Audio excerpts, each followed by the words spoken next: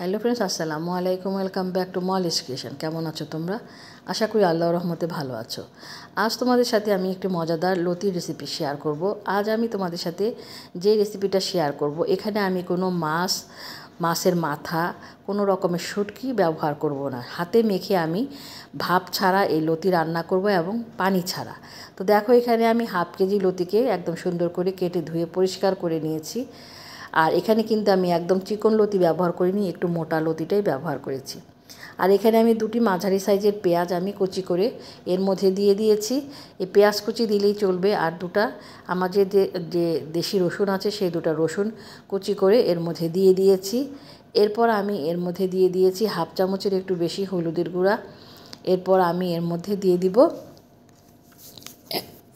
এক চামচের একটু বেশি মরিচের গুঁড়া।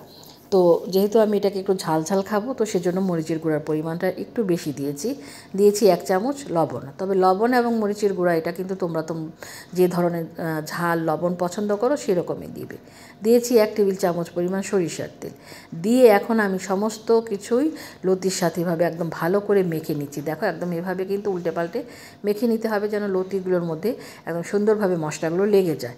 তারপর আমি এটাকে 10 মিনিট রেস্টে রেখে দিয়েছি। তোমাদের হাতে সময় না থাকলে তোমরা কিন্তু এটা সাথে সাথেও রান্না করতে পারো। চুলায় একটা ফ্রাই প্যান বসিয়ে দিয়েছি, এর মধ্যে 1 টেবিল চামচ পরিমাণ সরিষার তেল দিয়ে দিয়েছি। আর এটা আমি সরিষার তেলেই রান্নাটা করব। এরপর আমি এখানে দিয়ে দিয়েছি হাফ চামচ এরকম কালো জিরা। সরিষার তেলের মধ্যে যখনই কালো জিরাটা একটু গরম হয়ে ফুটে উঠবে, একটা সুন্দর ফ্লেভার ছাড়বে, আর তখনই আমি এর মধ্যে দিয়ে দিব আগে থেকে কেটে রাখা রসুন কুচি। অর্থাৎ এখানে আমি আরেকটা দেশি রসুন কুচি এর মধ্যে দিয়ে দিয়েছি, কারণ সরিষার তেলের মধ্যে রসুন কুচি আর কালো জিরা যখন ভাজা হয়, তখন খুব সুন্দর একটা ফ্লেভার কিন্তু এর সাথে অ্যাড হয়। তো দেখো, এটাকে আমি কিন্তু একদম খুব সুন্দর ব্রাউন কালার করে ভেজে নেব। আর কোনো মশলা আমি এর মধ্যে কিন্তু অ্যাড করব না।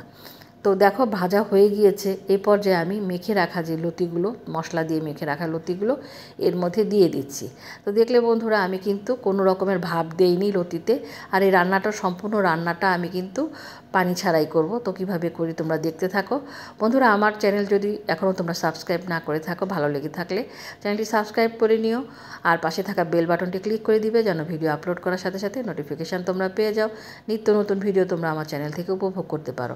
আর ফেসবুক পেজ থেকে যারা দেখছো এখনও পেজটা যদি ফলো না করে থাকো, ফলো করে দিও। তো দেখো, এই যে এইভাবে উল্টে পাল্টে দিচ্ছি আমি, যেন মশলাটা যেন সব দিক দিয়ে লাগে, আর তেলটাও যেন লতির গায়ে লেগে যায়। এভাবে উল্টে পাল্টে দিয়ে তারপরে আমি এটাকে ঢাকনা দিয়ে দিব।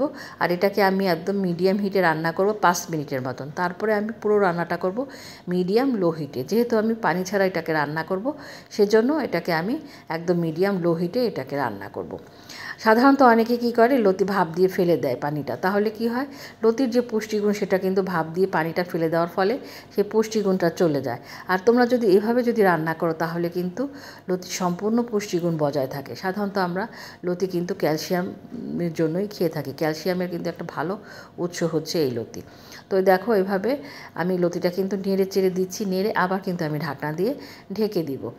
আর ঢাকনার মধ্যে যে সামান্য যে জলীয় বাষ্পের মতন পানিটা থাকবে, এটাই কিন্তু আমি হালকাভাবে ঘুরিয়ে ঘুরিয়ে দিয়ে দিচ্ছি, যেন নিচে পোড়া না লাগে।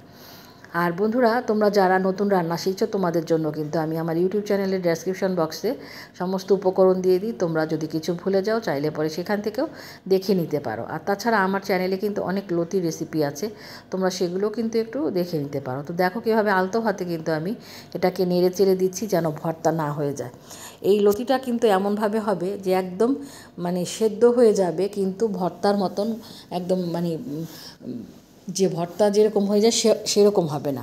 আস্তই থাকবো, কিন্তু একদম নরম হবে।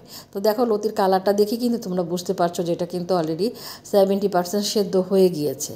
এই যে আমি উল্টে পাল্টে শুধু এটাকে নেড়ে চেড়ে দিচ্ছি, খুব সুন্দরভাবে কিন্তু এটা সেদ্ধ হয়ে গিয়েছে। কতটা সুন্দরভাবে দেখো। আর লতি কিন্তু গরম ভাতে কিন্তু খেতে অসাধারণ লাগে।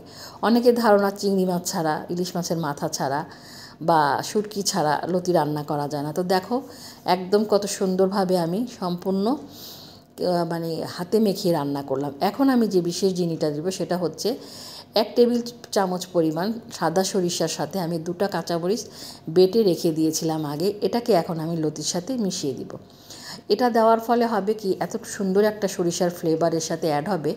আর সরিষাটা মেশানোর সময় তোমরা অবশ্যই খেয়াল রাখবে, একদম লতিটা যখন নামিয়ে নামাবে চুলা থেকে তার ঠিক 2 থেকে 3 মিনিট আগে তোমরা সরিষাটা এই লতির সাথে মেশাবে। কারণ সরিষা যদি বেশিক্ষণ চুলার উপরে থাকে গরমে কিন্তু সরিষা কিন্তু তিতা হয়ে যায়, এটা কিন্তু তেতো তেতো লাগবে তখন খেতে। সেজন্য এটা ঠিক নামানোর 3-4 মিনিট আগেই কিন্তু এটা দিবে। দেখো সরিষাটা দিয়ে আমি একটু ঢাকনা দিয়ে রেখেছিলাম, তারপরে মিনিট 2 পরে আমি ঢাকনাটা খুলে এখন দেখো এভাবে একদম সুন্দর করে উল্টে পাল্টে এটাকে কিন্তু আমার কিন্তু অলরেডি ভাজা হয়ে গিয়েছে। তো দেখো কালারটা আমি তোমাদেরকে তুলে দেখাবো যে কতটা সুন্দর কালার এসেছে।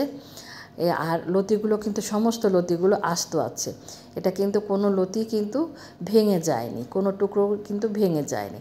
তো তুলে তোমাদেরকে দেখাচ্ছি। বন্ধুরা গরম ভাতে কিন্তু অসাধারণ লাগে সরিষা দিয়ে লতি রান্না করা। তোমরা যদি কেউ না খেয়ে থাকো অবশ্যই তৈরি করে খেয়ে আমাকে কমেন্ট বক্সে কমেন্টস করে জানাবে। আর আমার পুরনো বন্ধুরা তো অনেক সুন্দর সুন্দর কমেন্টস করে আমাকে উৎসাহ দিয়ে যাচ্ছ, তোমাদেরকে অসংখ্য ধন্যবাদ আমাকে এভাবে সাপোর্ট করার জন্য।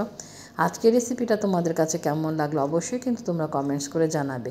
তৈরি হয়ে গেল আমার মাছ ছাড়া শুটকি ছাড়া সরিষা দিয়ে লতি রান্না, ঝরঝরে লতি রান্না। আর এটা যে গরম ভাতে খেতে কতটা মজাদার, তৈরি না করে যদি তোমরা না খেয়ে থাকো তাহলে কিন্তু বুঝতেই পারবে না। এখন আমি তোমাদেরকে ফাইনাল লুকটা দেখাচ্ছি যে কতটা লোভনীয় হয়েছে দেখতে। দেখো কালারটা কতটা সুন্দর হয়েছে। তো দেখো কতটা সুন্দর কালার হয়েছে, আর লতিগুলো সমস্ত আস্ত আছে। একদম সুন্দরভাবে তৈরি হয়ে গেল সরিষা দিয়ে লতি রান্না, হাতে মাখানো সরিষা দিয়ে লতি রান্না রেসিপি। তো বন্ধুরা আজকে এই পর্যন্তই। তোমরা সুস্থ থাকো, ভালো থাকো, সামনে ভিডিও নিয়ে দেখা করব। আল্লাহ হাফেজ।